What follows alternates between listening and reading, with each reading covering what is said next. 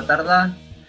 Buenas tardes a todos y a todas. He preparado una pequeña presentación para explicaros un poquito el tema, porque es un tema muy novedoso, del que seguramente sabréis poquito.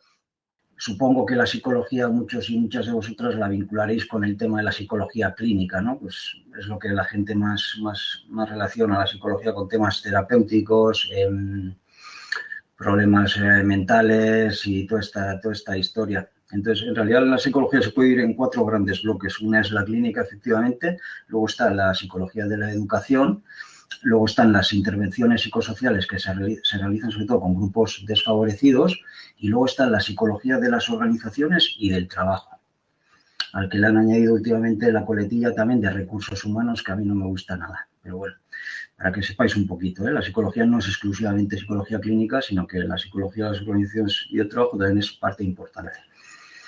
El principal objetivo de nuestra disciplina, pues la consecución de los objetivos de las organizaciones, de cualquier tipo de organización, puede ser asociación, federación deportiva, organización política, organización sindical, no exclusivamente industrial o comercial como históricamente se ha dado, ¿no? Entonces, consecución de objetivos de las organizaciones, compatibilizarlo con el desarrollo y la calidad de vida de las personas, que como veis ese segundo objetivo está muy vinculado al tema de la acción sindical. Pero al fin y al cabo los sindicatos es de lo que os preocupáis, ¿no? De mejorar las condiciones de vida, el bienestar de los trabajadores. Y históricamente pues así ha sido. Para que os ubiquéis un poquito, la psicología, al fin y al cabo la psicología del trabajo y de las organizaciones se dedica básicamente al análisis de las conductas en el ámbito organizacional. La psicología se trata de mantener ajena a temas propios de las relaciones laborales con el objeto de mantener su estatus científico. Me refiero a temas como la negociación, la gestión del conflicto, todo esto, ¿no? La ciencia tiene que ser más neutral y tal, y entonces ha habido esa tendencia a mantenerse un poquito alejada. Por otra parte, pues también la psicología organizacional ha ignorado el conflicto de clases existente. Esto me parece vital, porque a día de hoy sigue siendo igual, apelando al buenismo. Sabéis, los psicólogos organizacionales, desde la perspectiva gerencial, llevamos a cabo un montón de intervenciones, siempre desde la óptica de que el empresario trata de conseguir lo mejor, de ayudar también o de contribuir a incrementar el bienestar de los trabajadores y tal y cual. El empresario quiere lo bueno y tal y cual, ¿sabes? Pero siempre el enfoque es desde la perspectiva del propio gerente, por eso desde un buenismo que en realidad no afronta el conflicto de clases que subyace a cualquier tipo de intervención. Y, por último, una evidencia clarísima de las causas, bueno, de lo poco que ha hecho la psicología organizacional para acercarse a los sindicatos, de llegar a su conocimiento de las organizaciones sindicales, es que existen muy poquitas publicaciones en relación a cuestiones sindicales, tanto en revistas de alto impacto como en libros, pues bueno, de buenas editoriales. Hay muy poquitos estudios y ese es un hecho incuestionable. Esta desatención, esta mutua indiferencia no es exclusiva de la posición adoptada por los psicólogos organizacionales, sino que por parte de los sindicatos, bueno, también hay una serie de causas, ¿no? La primera sería que los sindicatos han mostrado actitudes negativas en cuanto a la aplicación de la psicología al ámbito laboral. O sea, no ha habido una buena predisposición a aprovechar ese conocimiento como si se ha hecho desde una perspectiva gerencial. Básicamente por 3 motivos. Como os decía antes, porque en gran medida se nos ha percibido como enemigos. Hombre, dados los antecedentes, tampoco es de extrañar. Ha habido los sindicatos habéis percibido, hay un claro sesgo hacia la dirección. Por una parte, hay una identificación de la psicología organizacional con el taylorismo o con la organización científica del trabajo y con aquella concepción del ser humano como vago, pues eso, ¿no? Como un animal al que hay que motivar a base de palo y zanahoria y de dinero porque no le gusta trabajar. A los planificadores, sí, solo hay 2 tipos de personas: las planificadoras, las que planifican, y las que trabajan. Los que planifican son los ingenieros, los que trabajan el resto. Entonces, es una concepción muy negativa del ser humano que nos convierte en robots, al fin y al cabo.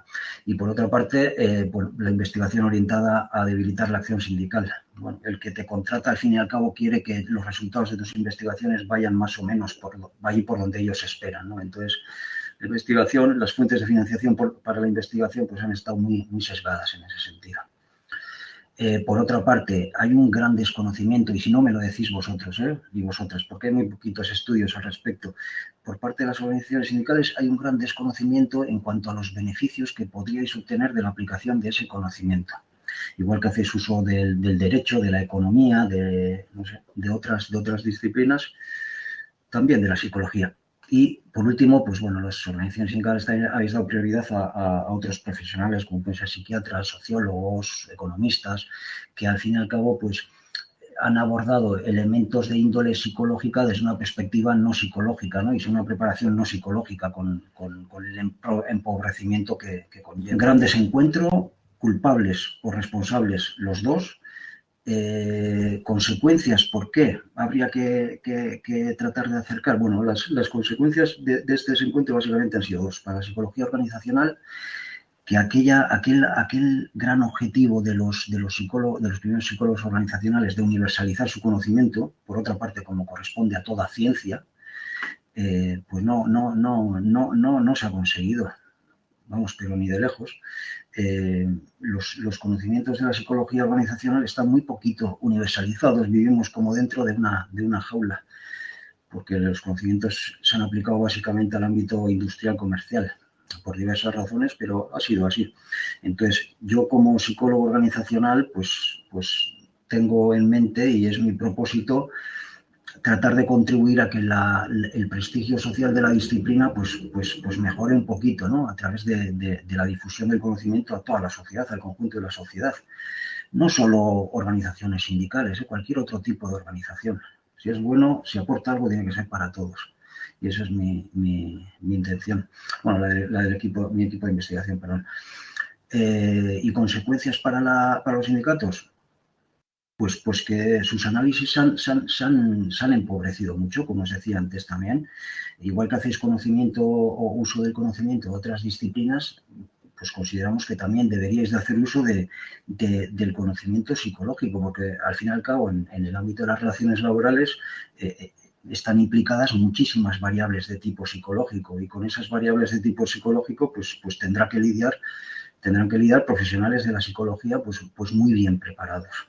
Bueno, esas han sido las causas, las consecuencias y cuáles serían los beneficios de un acercamiento. En coherencia con lo que os decía hasta ahora, bueno, la idea sería universalizar los conocimientos, no insisto más en el tema, conseguir un mayor prestigio social, también acceder a un contexto de investigación privilegiado, porque las organizaciones sindicales lo sois, poder contar con buenas muestras, hacer buenas investigaciones desde la perspectiva del trabajador, que es otro de los grandes gaps o vacíos históricos de la disciplina, que los estudios que se han llevado a cabo sobre todo han contado con muestras configuradas por mandos directivos y muy poquito trabajador.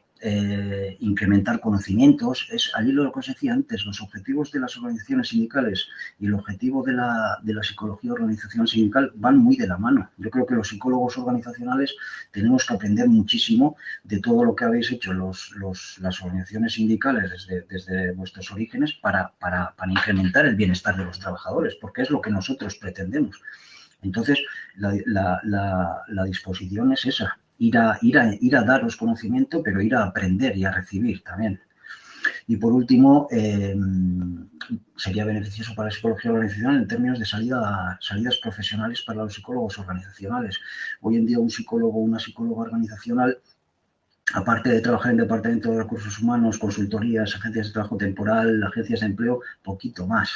Yo luego me diréis, pero no creo que haya ninguna psicóloga organizacional en vuestras organizaciones. Desde luego, en los poquitos registros los registros que hay, en los estudios que hay, no tenemos constancia. Y así yo, en el estudio que estamos llevando aquí en el País Vasco con una compañía, así se ve. Entonces, creo que es momento de que aquí las chavalas también empecemos a ofrecerles prácticas también en organizaciones sindicales. Habría que ver cómo, pero que poquito a poco se vayan incorporando y que si las cosas van haciéndose bien y el conocimiento percibís que es beneficioso, pues incorporar estructuralmente esa figura pues a la propia organización. Beneficios para los sindicatos, lo mismo, es repetir un poquito. Análisis de la dimensión psicosocial. Hoy el tema es la cuestión del bienestar, pero bueno, hay otros muchos apartados, ¿no? que que forman parte de esa dimensión psicosocial y bueno, pues lo que os decía antes, hay un montón de variables de tipo psicológico que se dan en las relaciones laborales que no se estudian bien y eso deberíais de estudiarlo bien. También para venderos bien también y bueno, y para socializar vuestras virtudes y las contribuciones que históricamente habéis realizado y bueno, y otro montón de cosas buenas. Empleo de métodos y técnicas de la psicología organizacional, que ahí están y que las patronales bien que hacen uso de ellas. Un incremento de la eficacia, bueno, mayor conocimiento, mejores herramientas, pues mayor logro en la consecución de los objetivos. Tendremos que ir probándolo poquito a poco también, con buen hacer, y pero bueno, esa es la idea, que el conocimiento contribuya, el conocimiento de la psicología contribuya a que consigáis vuestros objetivos y, bueno, un mejor afrontamiento de nuevos retos, todo este tinglao del COVID, todo el tema del teletrabajo, las tasas de afiliación sindical, la participación de los propios trabajadores en las actividades sindicales. Entonces, bueno, creo que hay un montón de cosas que podría aportar también la psicología organizacional al ámbito sindical. En cuanto a la relación actual, muy brevemente, lo que tenéis ahí, ¿vale? Sigue siendo de mutua diferencia y desatención. No os he llenado las transparencias de referencias porque si no sería un poco, pues bueno, no facilita mucho la lectura, pero existe, pues hoy en día también en los artículos más recientes se ve que la indiferencia y la desatención pues siguen estando ahí. Hay autores que no están tan convencidos porque, bueno, sí que hay trabajos en torno a cuestiones como el compromiso sindical y sobre todo la participación sindical, y es verdad que hay trabajos, pero bueno, son muy poquitos. Por lo tanto, y llegando al título de la charla de hoy, y muy brevemente también, hay poquitos estudios, hay muy poquito, por todo este devenir histórico y por toda esta indiferencia, hay muy poquitos estudios, pero los hay. Entonces, haciendo una revisión desde la perspectiva psicológica, siempre desde la perspectiva psicológica. Claro que desde otros ámbitos el estudio de las organizaciones sindicales ha tenido muchísima más relevancia, como pues desde el ámbito económico, de la economía o desde la sociología, desde un abordaje plenamente psicológico. Bueno, aquí os he puesto algunas referencias y las principales variables sobre las que existen evidencias. Autoestima y autonomía. Bueno, existe una clara relación entre estar afiliado a un sindicato y tener mejores niveles de autonomía y sobre todo de autoestima. O sea, la configuración del self depende mucho de la participación o no en una organización sindical. Esto ya, si queréis, me preguntáis, pero bueno, si no es un poquito largo para explicar y voy a ir a lo sintético. Pero que sepáis que hay una clara relación entre niveles positivos de autoestima y pertenencia a una organización sindical, por diversos motivos. Un mayor empoderamiento y desarrollo personal. Empoderamiento, me imagino que entenderéis lo que significa, ¿no? El control de la propia vida, de las propias decisiones, la sensación de poder, de que uno lleve las riendas de su vida laboral y personal. También hay estudios que evidencian una correlación entre conexión social, participación social, confianza en las demás personas y compañerismo. Hay una clara relación también. Incluso está vinculado, bueno, hay estudios que correlacionan también la participación en causas solidarias con la participación en acciones sindicales. Bueno, también dejarme que vuelva un poquito atrás en el tema del empoderamiento. Esto es muy significativo también en los grupos desfavorecidos, en todo tipo de grupos minoritarios. Bueno, en cuarto lugar, existe una correlación, también una relación muy clara entre pertenencia a organización sindical, afiliación sindical y clima psicológico seguro, percepción de que uno está en un entorno laboral seguro, lo cual a su vez está vinculado con otras series muy relevantes, como pueden ser la participación, la innovación, el propio bienestar. Y bueno, y derivadas de estos cuatro rasgos, de estos cuatro elementos, también existe una clara relación entre satisfacción laboral y pertenencia a una organización sindical. También existe relación entre pertenencia a una organización sindical y satisfacción fuera del ámbito laboral en la vida personal y familiar. Y, por último, también existe una clara correlación entre pertenencia a una organización sindical y satisfacción con la vida. Y esto no son cosas que os diga yo, ¿eh? Yo, al fin y al cabo, estoy aquí un poco como un lorito, porque todo lo que os digo al fin y al cabo, parte de una revisión de la literatura, es la evidencia que hay, los estudios que se han hecho, y todo esto está publicado en revistas con alto impacto.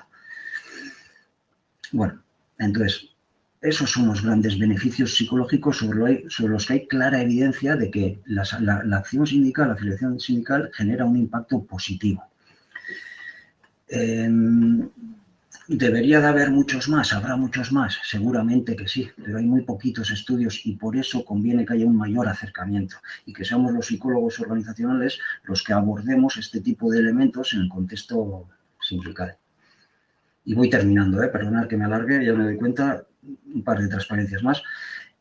Además, también existen otros beneficios que, como os decía, pues a lo mejor os llaman la atención, como puede ser la correlación entre la afiliación sindical y el activismo social y político, incluso mayores niveles de participación electorales.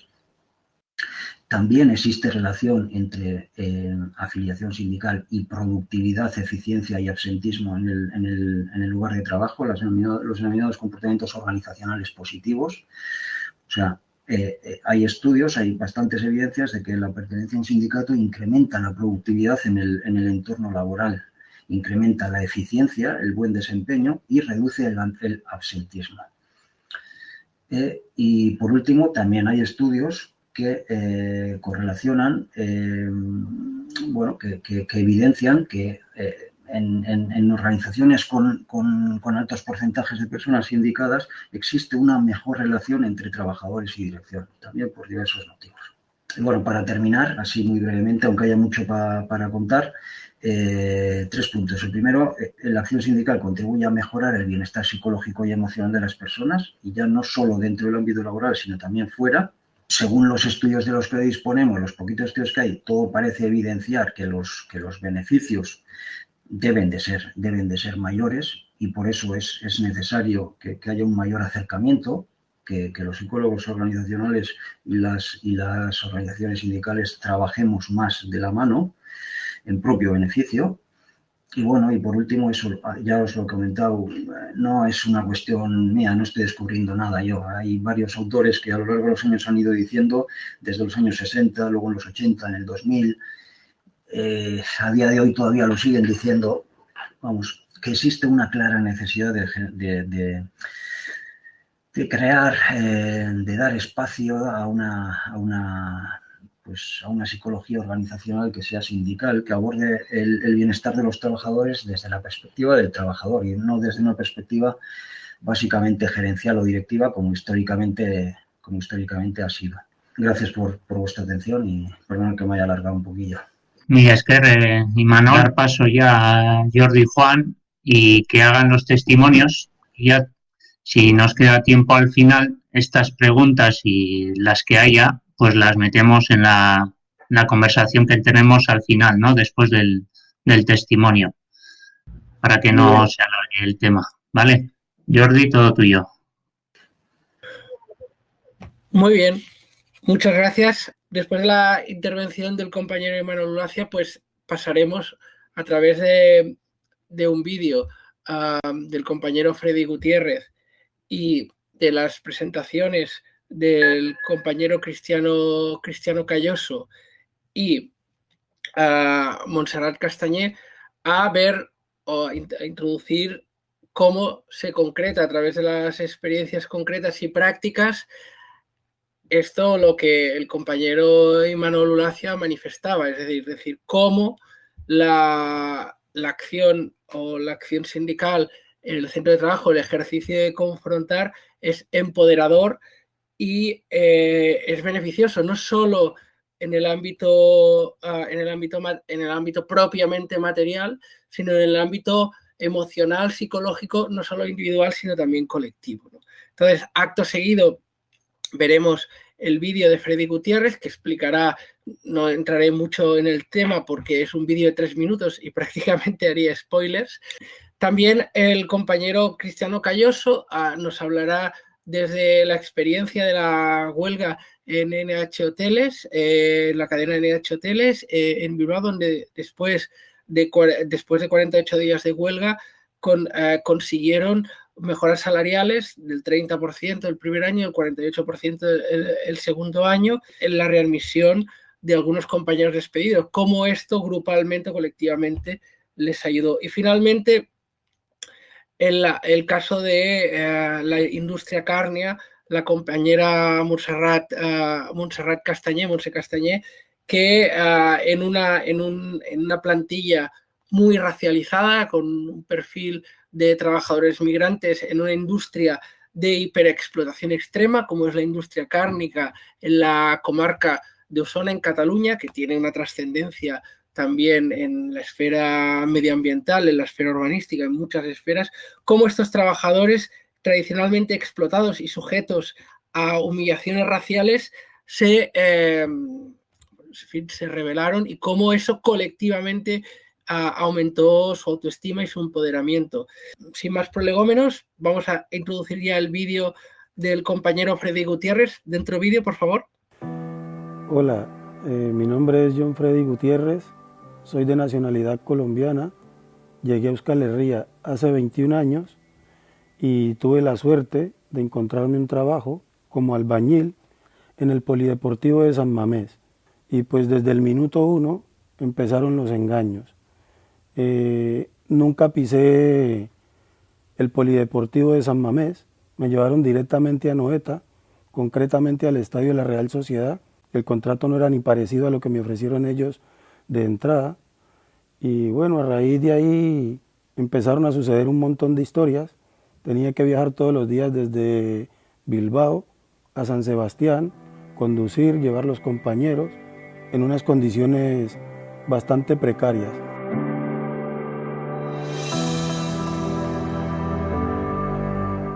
Ya estando en Anoeta, entró un chico llamado Igor San José, que era del sindicato de ELA, el temor de todos los trabajadores, porque así lo veíamos todos al principio.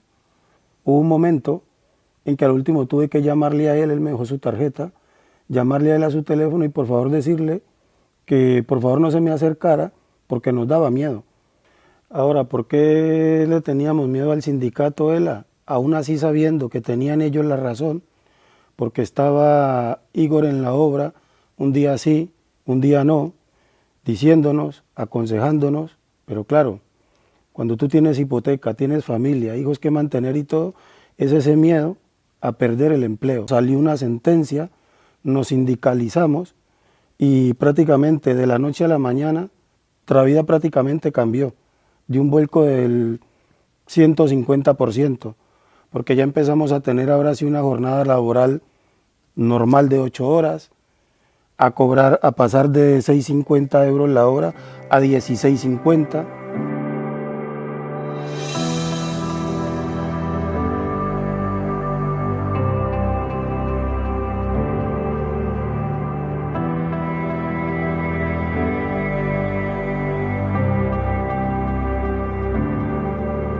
Pasé de tener miedo a haberme sentado en juntas generales en Guipúzcoa con todos los políticos representando a mis compañeros, donde más de 200 tenían irregularidades en la documentación.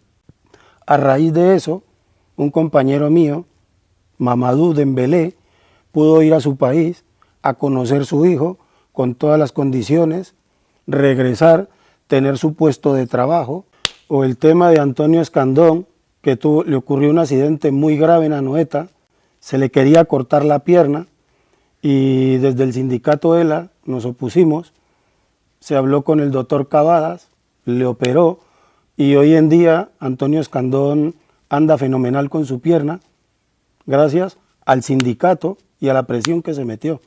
Lo que quiero decir con todo esto es que hay alternativas y luchar merece la pena. Tenemos que sindicalizarnos, exigir nuestros derechos y que se pueden cambiar las cosas. Si se quiere, se puede. Pues pasaremos ahora, acto seguido, a presentar al compañero Cristiano Cayo, que es delegado sindical de ELA en la cadena NH Hoteles de Bilbao, que nos hablará un poco de la experiencia empoderadora de la huelga de trabajadores que creo que eran mayoritariamente Kellys, ya nos lo aclarará él, en NH Hoteles y, en fin, cómo fue el tema. Adelante, Cristiano. Hola, buenas tardes. Soy yo, Fa Cristiano Cayo, de nacionalidad de Guinea-Bissau. Ha estado aquí en España desde 2003 y tuvo suerte de encontrar un trabajo en Hotel Barceló y también Hotel NH. Estoy trabajando con una empresa, Grupo Costan, que tiene su sede en Barcelona. Antes de sindicalizarme en el sindicato ELA, tuvimos un temor allí de perder el puesto de trabajo.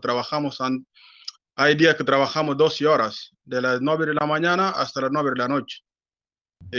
Cada hora tiene que cobrar como 2,50 euros. Para llegar hasta 800 euros es un problema. Tiene que hacer como mínimo, en una semana tiene que hacer 12 horas para poder alcanzar 800 euros. Después de todo esto, tenemos un compañera que está allí, que es de sindicato de comisiones obreras, pero nos aconsejaron para sindicalizar a ella. Sindicalizamos. Yo mismo que estaba llevando esto con mis compañeros y motivando a ellos para sindicalizar, para podemos cambiar esto, porque no podemos seguir y trabajar y cobrar lo que tenemos que cobrar. Y otros compañeros de otros hoteles estaban cobrando mucho más que nosotros. En el principio teníamos miedo porque casi nos estaba echando a todos. Es un poco difícil, pero tuvimos suerte de aguantar con presión y llegamos hasta que conseguimos lo mejor salario y ahora se ha cambiado todo. Para mí es bueno sindicalizar en un sindicato como ELA porque no me arrepiento de esto. Antes de estar sindicalizado en ELA estuve en una habitación. Después de sindicalizar y volver a trabajar, ahora tengo mi piso, puedo estar con mis niñas en mi piso tranquilamente. Yo siempre aconsejo a mis compañeros, hay todavía algunos compañeros en hotel que tienen miedo de sindicalizar, pero siempre aconsejando a ellos para que sindicaliza y que es mejor, porque hay compañeros mismos también que tienen contrato, eventuales que tienen contrato fin de obra, que ya está trabajando más de un año en hotel, pero tiene miedo de sindicalizar y todavía sigue así. Si, algunos tienen problemas también con idioma. Si no es idioma, ya creo que puede sindicalizar hace tiempo, porque la mayoría de mis compañeros somos inmigrantes todos y la mayoría tienen miedo de todo esto. Ellos pueden parar trabajo en un momento y pasando unos días vuelven a llamar a ellos para volver a trabajar sin problema. Pero nosotros que estamos sindicalizados, nadie mete con nosotros en el trabajo. Y cumplimos nuestra jornada de 8 horas y ya está. Casi todo el tiempo yo no estoy arrepentido de estar con ella y me ha cambiado la vida. Te digo que me ha cambiado la vida porque con el sindicato ahora yo tengo más conocimiento de cuál es mi derecho laboral, qué tengo que hacer, qué no tengo que hacer, revisar mis nóminas. Algunas cosas que no entiendo, voy para área jurídica de ella. Ellos me dan orientación allí para que yo sepa lo que hay y lo que no hay para enterar de todo. Durante huelga, nosotros pasamos pero muy mal, pero con caja de resistencia que ella tiene, eso nos ayudaron mucho. Todos los compañeros de NH como el Barceló, que estuvimos en huelga durante 48 días. Con esto conseguimos sacar adelante muchas cosas. Ahora ya la empresa Costan aquí en Vizcaya está cumpliendo con convenio de Vizcaya. Todavía falta cumplir con algunos hoteles donde están ellos. Por ejemplo, en mi hotel que es Petit Palace, donde estoy ahora, todavía no está cumpliendo con convenio de Vizcaya. Pero cuando reincorporamos, vamos a reincorporar próximo mes, vamos a hablar sobre esto para cumplimiento de convenio de Vizcaya de hostelería.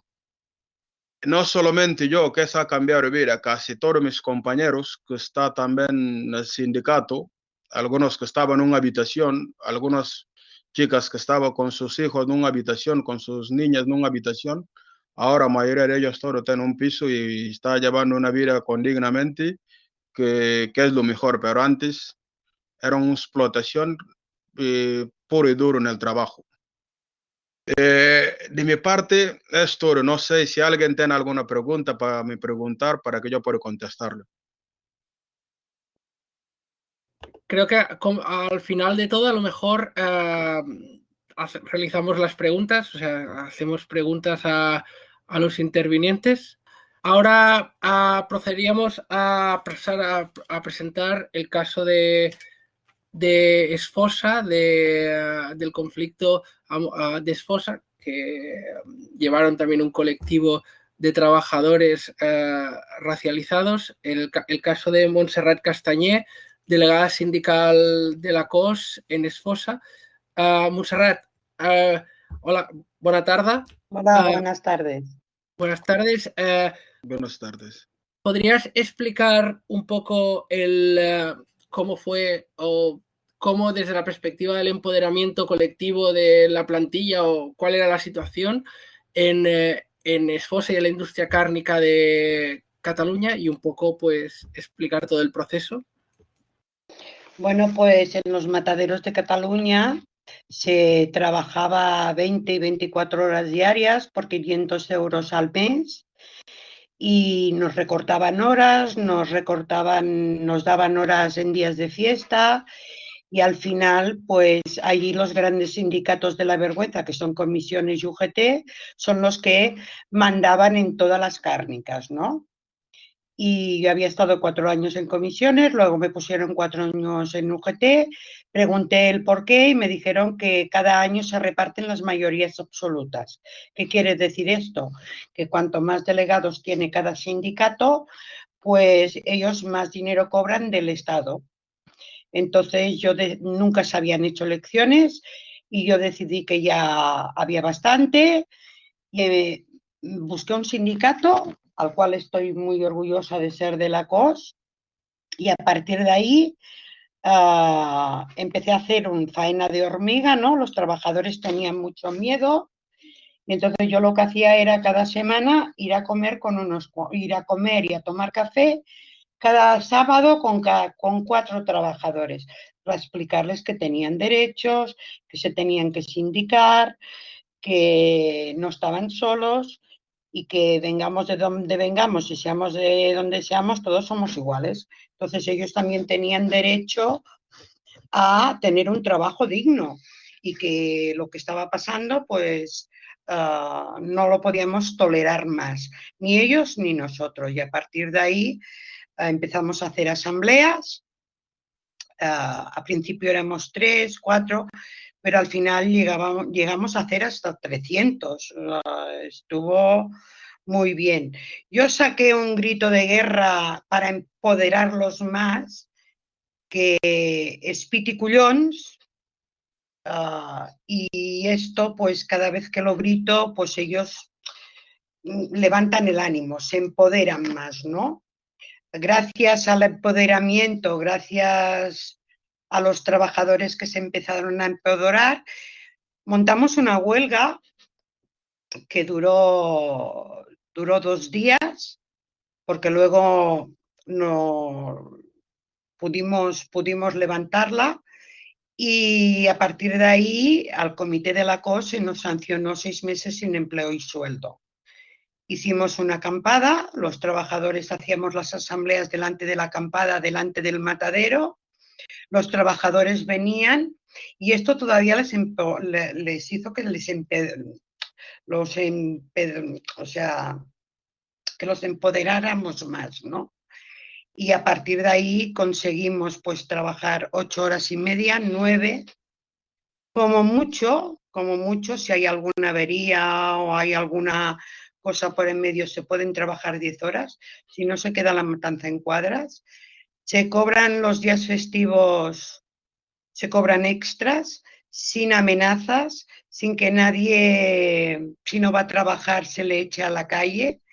Pero con todo y esto no podemos bajar la guardia porque ellos siempre están, la patronal siempre está a ver qué pueden hacer y qué pueden machacar a la clase trabajadora, ¿no? Y a partir de ahí, los trabajadores es evidente que psicológicamente están mejor, trabajan mejor, pero hay que sindicarse. Yo siempre les digo a los trabajadores que se tienen que sindicar, tienen que tener un sindicato detrás, unas personas que entienden. Yo he aprendido mucho gracias a la COS. Yo tampoco sabía mucho de sindicalismo, estoy aprendiendo, pero vamos, que no podemos bajar la guardia, que conseguimos quitar los falsos autónomos de los mataderos. Ahí estos falsos autónomos también trabajaban 20, 24 horas, se tenían que comprar los EPIs, había tráfico humano, pues todo esto, gracias al empoderamiento, pues ahora esto no está.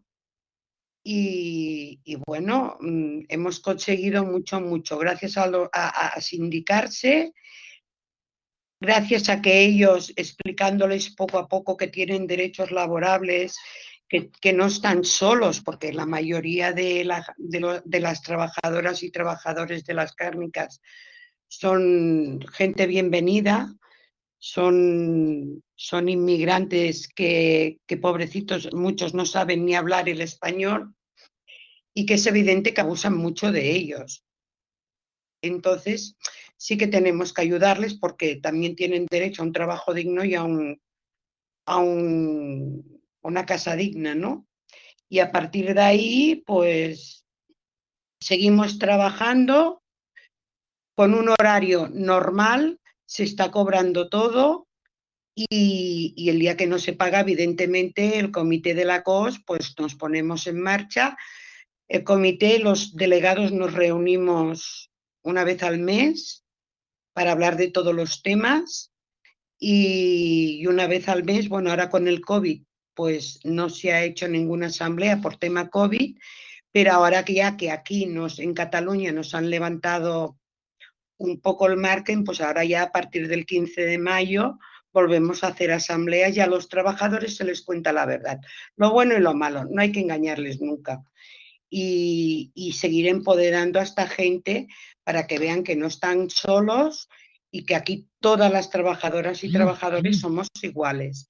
Y ellos psicológicamente en la casa, pues en la calle, pues están mejor. Hay más buen ambiente en el trabajo entre la clase trabajadora. No sé si me dejo algo, pero es bueno empoderarse, es bueno estar todos unidos, porque al fin y al cabo la unión hace la fuerza. Y gracias a estos sindicatos de la vergüenza, estos sindicatos amarillos, el miedo a sindicarse también está.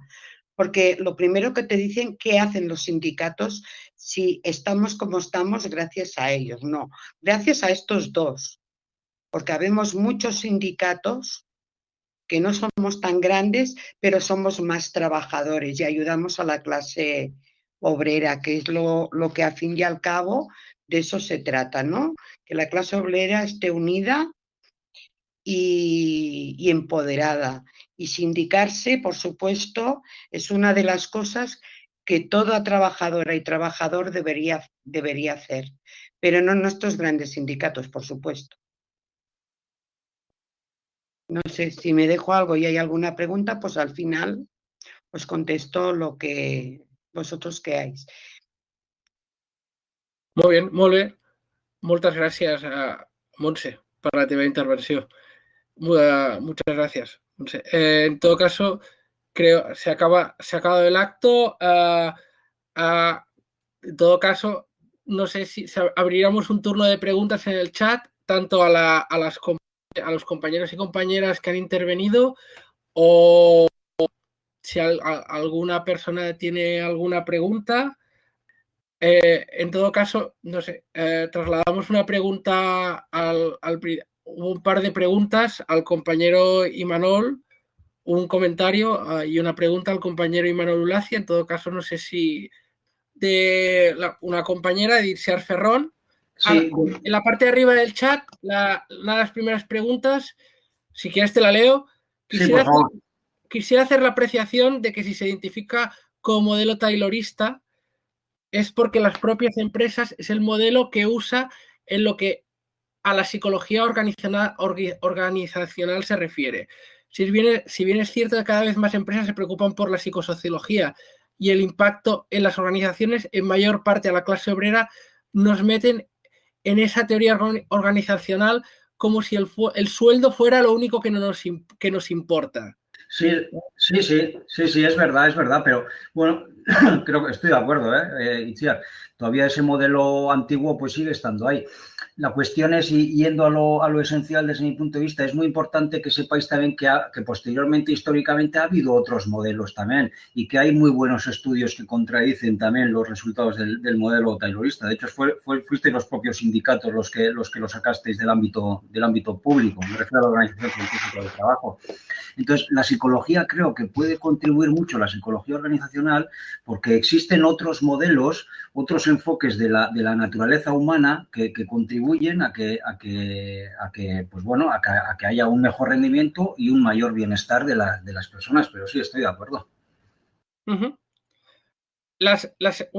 Había una segunda pregunta, te la lanzo a ti, pero también se la lanzaría a Cristiano y a Monse, que es muchas veces la acción sindical pues puede triunfar o no puede triunfar. A veces hay situaciones que no permiten que la acción sindical saque sus resultados.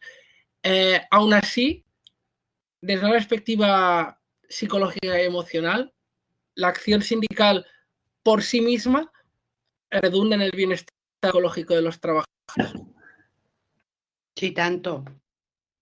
Sí, la acción sindical por sí misma, cuando ellos ven que se está trabajando y los compañeros que todos formamos la acción, lo que es la sección sindical, ven que estás trabajando y que ellos en las asambleas colaboran a decir todos los problemas que tienen, son ellos, y tú trasladas a la empresa los problemas que tienen estos trabajadores y todo lo que les preocupa, emocionalmente funciona muy bien. Sí, desde la perspectiva de la psicología, sin duda, porque la primera motivación de la propia conciencia, tal y como la estudiamos, es el autoenaltecimiento, la defensa y la preservación de una imagen positiva de uno mismo. Y cuando uno hace frente a ese tipo de cuestiones, es lo que está trabajando, es lo que está haciendo. Vamos, es muy claro. La relación es muy clara. Vale. La siguiente pregunta era un poco para ti. Yo me la autocalificaba un poco boba o ingenua. El ser humano, desde una perspectiva psicológica, tiene una pulsión psicológica a no aceptar situaciones que se dan habitualmente en el marco de las relaciones laborales, como la humillación, la explotación. Sí. ¿Existe una pulsión psicológica a rebelarse contra esta situación? ¿Sería un poco ingenuo decir esto? No, más que una pulsión, si quieres, que corresponde más con términos de tipo freudianos, si quieres, más de una psicología más académica, más en base a la evidencia empírica, los estudios existentes. Sí que, claro, el trabajo es una cuestión también, no es una cuestión de dinero, es una cuestión de dignidad y de autoestima también, indudablemente. Y la primera motivación que tiene la conciencia, incluso en el empleo del propio lenguaje, es el autoenaltecimiento del sí mismo. Es la preservación, la defensa de una imagen positiva. Eso es por definición, el primer impulso que tiene, la tendencia inicial, genuina que tiene la conciencia. Por eso existen diversos mecanismos, como puede ser la evaluación selectiva del comportamiento, la búsqueda de la evidencia confirmatoria, que tienden siempre a hacer lecturas de realidad que favorezcan una interpretación positiva del sí mismo. Entonces, claro que sí, sí. Yo no diría pulsión, yo diría que es la motivación principal de la conciencia en la construcción de sí misma. Necesitamos inexorablemente una imagen positiva de nosotros mismos. Para eso utilizamos determinados mecanismos psicológicos que están muy bien estudiados y evidenciados, pero bueno, eso es absolutamente natural. No se puede vivir si uno está estructurando, diseñando, desarrollando una imagen que no le favorezca a sí mismo. Por eso hacemos también un montón de pequeñas trampas para que eso sea así. Paso otra pregunta, Imanol, del compañero Miquel García Rovira. Habla de algún ejemplo concreto de maridaje, de acercamiento entre psicología organizacional y sindicatos. ¿Algún ejemplo donde haya habido pues un acercamiento o algún tipo de aproximación? Bueno, en el ámbito estatal, que yo sepa, no hay prácticamente nada. Yo lo que tengo es constancia de un par de estudios que se hicieron en UGT en Madrid, creo que era, con el objeto de estudiar cuál era la relación precisamente entre psicología organizacional y sindicatos. Curiosamente, muchos de los estudios que existen analizan esa relación. No existen estudios que estén enfocados a intervenir, a realizar intervenciones, sino que se ha estudiado mucho el porqué de este desencuentro. Pero intervenciones sí que las hay. Como os he dicho, hay autores que defienden que el desencuentro no es tal, que no es tan grande, pues porque se han trabajado, sobre todo en la literatura, lo que hay es modelos de participación de los propios trabajadores de las organizaciones sindicales en las propias acciones sindicales, o sea, dentro de las propias organizaciones sindicales. O sea, la participación de los trabajadores en las propias actividades de la organización. Y luego también está el tema del compromiso organizacional, del compromiso con las acciones emprendidas desde las organizaciones sindicales. Vosotros, tanto Cristiano como Montserrat, pues habéis señalado un montón de mejoras, ¿no?, que ha generado en vuestras vidas, ¿no?, el hecho del activismo sindical. Pero pensar si tuviéramos buenas evidencias de que lo que habéis comentado, Monse ha mencionado la palabra, pues ha habido una mejora psicológica, creo que has dicho que están psicológicamente mejor los compañeros. Cristiano ha comentado también que puede estar con sus niñas, que puede estar en su casa tranquilamente. Bueno, pensar si fuéramos capaces de ir realizando trabajos que evidenciaran ese bienestar. En cuanto a otro tipo de logros, no hay duda, porque históricamente eso está más claro que el agua. La mejora en las condiciones laborales, pues ese ha sido vuestro... Bueno, se ha conseguido muchísimas cosas, ¿no? A nivel de salarios, de cuestiones más físicas, higiénicas. Pero si fuéramos capaces poquito a poco de ir llevando a cabo estudios que evidencien las cuestiones que han mencionado tanto Cristiano como Montserrat en tanto a bienestar, en tanto a mejora psicológica, pues conseguiríamos seguramente que a nivel social también la representación social de las propias organizaciones sindicales fuera otra, fuera mejor. Hay que hacer gala de las virtudes de uno también, ¿sabéis? Pero con evidencia empírica, con estudios bien hechos, con profesionales que se dediquen a dar solidez teórica y científica a las sensaciones que nos han transmitido tanto Cristiano como Montserrat y otro montón de trabajadores que si hablaran también, pues dirían cosas parecidas seguro. Pero hay que evidenciar eso para luego joder, socializarlo, difundirlo y que la idea de la representación social de las propias organizaciones sindicales mejore a nivel social y las personas se afilien más. Porque no hay evidencia empírica. Cuando digo evidencia empírica no hay pruebas, no hay... Vale. Retomamos las preguntas que se hacen en el chat. En este caso, Unai traslada tanto a ti, Cristiano, como a Monse, cualquiera de los dos, es cómo pasáis de tener miedo a sindicaros. Es decir, qué elementos os llevó a dar el paso y superar el miedo. Yo misma pasé de tener miedo a decir estoy harta de tanto esclavo, de tanto esclavismo. Entonces, en vista de que a mí me habían puesto 4 años en un sindicato, 4 años en otro, y a mí se me dice que porque cuantos más delegados más cobran del Estado, digo, estos son unos... O sea, que nos han quitado todos los derechos que nuestros padres y nuestros abuelos crearon. Entonces, como era un tema de esclavitud, dije, ya no hay más. O sea, a nosotros se nos trataba mal, pero es que a nuestros compañeros recién venidos, bienvenidos, ¿no? Eran peor que nosotros. Entonces, yo dije, aquí hay que hacer algo, ¿no? Y dije, bueno, no tengo... O sea, mientras mis hijas fueron pequeñas, evidentemente aguanté carros y carretas. Pero una vez mis hijas se hicieron mayores y ya no dependían de mí, que ya dependen de ellas, Dije, yo no tengo nada que perder. ¿Miedo a qué? Si ellos están donde están, gracias a nosotros, ¿no? Y entonces fue cuando yo decidí echarlo todo para adelante, buscar un sindicato que me asesoraran y que para ver dónde tenía que ir, ¿no? Y miedo ninguno. Al contrario, cuanto más mala leche ponen ellos, más me enfado yo, más energía cojo y más mala leche me entra para darles en la cabeza. Yo de mi parte, dejar de tener miedo cuando ha conseguido convencer a todos mis compañeros. O nos echa a todos, que ellos contratan a otras personas que no tienen experiencia, o ganamos esto.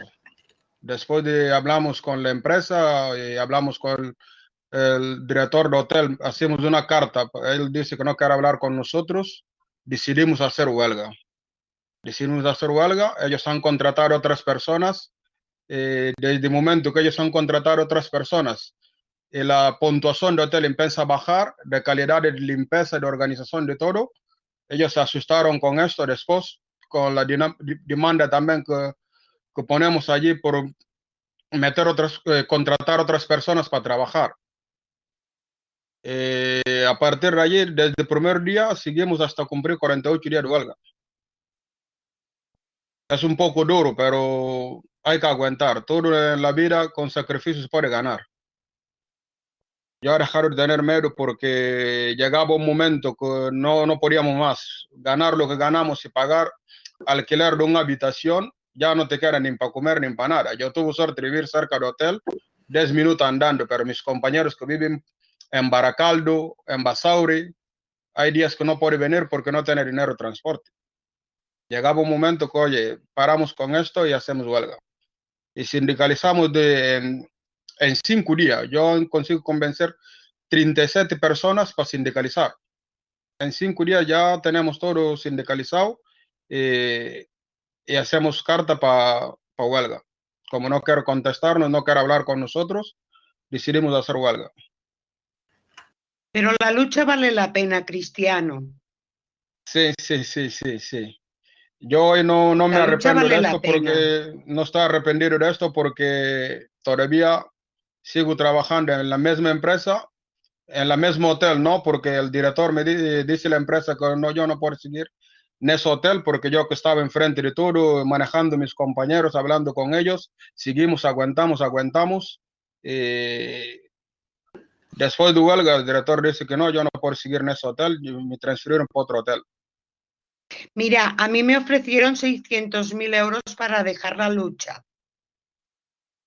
¿Quién dijo miedo? Se los metan en el bolsillo, en su bolsillo. Mi dignidad no tiene precio. No nos vamos a llevar nada, pero nos llevaremos la lucha y la dignidad. Y nada más que por esto ya no hay que tener miedo. Es verdad. Vamos a dar por concluida la charla, que son las 8. No sé si la mayoría de compañeros estaban de acuerdo, que era más o menos la hora que está programada. Nos despedimos aquí. Agradecemos la presencia de las personas que nos han seguido, de la compañera Montserrat, del compañero Cristiano, del compañero Imanol. Pedimos a Imanol que continúe su I+D, ¿vale? Que continúe trabajando, por favor. Ahí andaré. A las compañeras y compañeros que han intervenido, que continúen luchando. A las personas que han seguido esta charla, a agradecerle y en fin, y un saludo desde Països Catalans y Euskal Herria a todas las personas que han participado en este acto. Saludos y muchas gracias. Igualmente, muchas gracias. Adiós, un placer. Un saludo. Adeu. Hasta luego. Que tengas un bon dia. Hasta luego. Avui més que mai resiliència, una gran mostra de coherència. Lluiteu pels drets dels pobles, cuideu-vos i cuideu els vostres.